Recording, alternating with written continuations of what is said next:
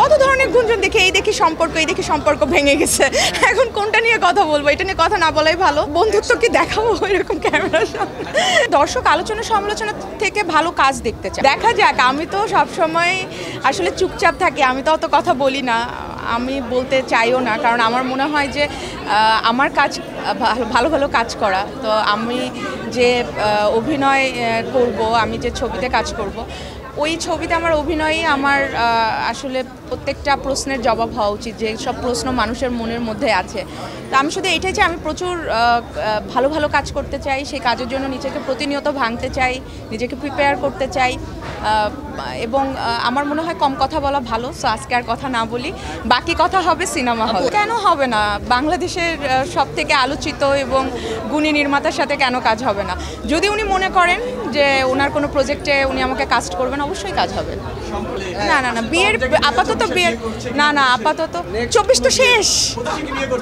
না না না, আপাতত বিয়ের কোনো পরিকল্পনা নেই। আপাতত ওই যে যেটা বললাম, ভালো ভালো কাজ করতে চাই, এটাই। কত ধরনের গুঞ্জন দেখি, এই দেখি সম্পর্ক ভেঙে গেছে। এখন কোনটা নিয়ে কথা বলবো? এটা নিয়ে কথা না বলাই ভালো, কাজ নিয়ে কথা বলি।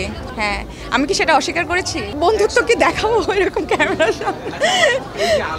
আমার মনে হয় দর্শক আলোচনা সমালোচনা থেকে ভালো কাজ দেখতে চায় আমাদের থেকে, মানে যেমন জার্নালিস্টদের কাছ থেকে ভালো ভালো নিউজ দেখতে চায়, অথেন্টিসিটি দেখতে চায়, সেরকম আমার মনে হয় যে পরিচালকদের কাছ থেকে ভালো একটা ফিল্ম দেখতে চায়, আর্টিস্টদের কাছ থেকে তাদের ভালো অভিনয় দেখতে চায়, এটা আগে দেখতে চায়। এরপরেও যেটা হয়, ব্যক্তিগত জীবন তো সামনে চলেই আসে, এটা তো স্বাভাবিক, যেহেতু আমরা পাবলিক কাজ করি। আমাদের কাজগুলো আসলে মেইন কাজই হলো দর্শকের কাছে আমাদের কাজ পৌঁছে দেওয়া। তো সেই জায়গা থেকে তো অবশ্যই তাদের কাছে আমাদের ব্যক্তিগত জীবনও সামহাউ চলে যায়, সেই লাইফের অনেক কিছু চলে যায়।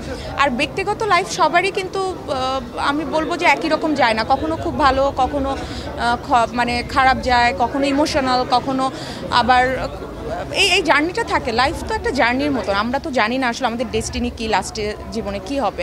সো এই জার্নিতে আপস ডাউন থাকে, বন্ধু আসে, বন্ধু চলে যায়, কিছু বন্ধু থেকে যায়।